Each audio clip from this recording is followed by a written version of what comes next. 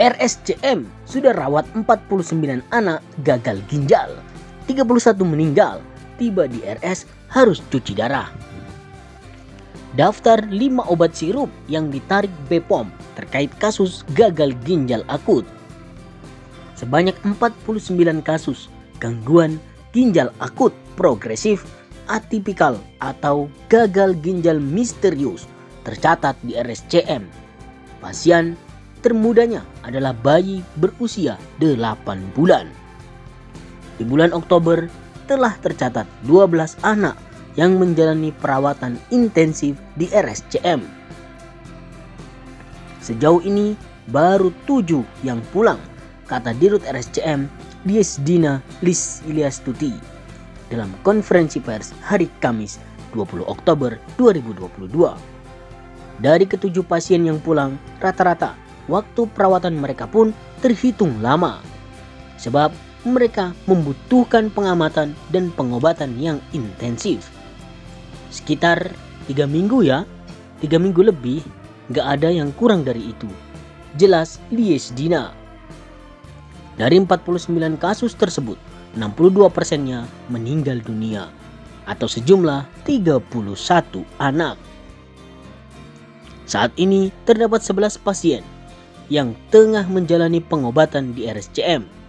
Mayoritas pasien yang datang sudah dalam keadaan sedang hingga berat, bahkan sudah harus melakukan hemodialisa atau cuci darah. Mereka sudah datang dalam keadaan tidak bisa buang air kecil. Badan Pengawas Obat dan Makanan BPOM mengungkapkan ada 5 obat sirup yang mengandung senyawa etilen glikol dan dietilen glikol melebihi ambang batasnya. Hal itu terindikasi setelah BPOM melakukan pengujian terhadap dugaan cemaran EG dan DEG dalam sirup obat. Pengujian dilakukan menyusul merebaknya kasus gagal ginjal akut. Sampling dan pengujian dilakukan terhadap 39 batch dari 26 sirup obat sampai dengan 19 Oktober 2022. Adapun acuan yang digunakan dalam pengujian itu adalah Pharmacope Indonesia dan atau acuan lain yang sesuai dengan Undang-Undang Nomor 36 Tahun 2009 tentang kesehatan sebagai standar baku nasional untuk jaminan mutu semua obat yang beredar. Sesuai Pharmacope dengan standar baku nasional yang diakui, ambang batas aman atau tolerable daily intake untuk cemaran EG dan DEG sebesar 0,5 mg per kilogram berat badan per hari. Berikut daftar obat sirup yang ditarik dari pasar oleh BPOM. Thermorex sirup obat demam diproduksi oleh PT Konimex dengan nomor izin edar DBXXXX. Kemasan dus botol plastik 60 ml. Flurin DMP sirup obat batuk dan flu diproduksi oleh PT Yarindo Pharmatama.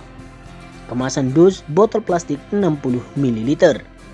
Uni Baby Coach sirup obat batuk dan flu diproduksi Universal Pharmaceutical Industry. Kemasan dus botol plastik 60 ml. Uni Baby demam sirup obat demam diproduksi juga oleh Universal Pharmaceutical Industry. Dus botol 60 ml. Uni Baby demam drops obat demam diproduksi juga oleh Universal Pharmaceutical Industry dengan nomor izin edar DBLXXX. Kemasan dus botol 15 ml.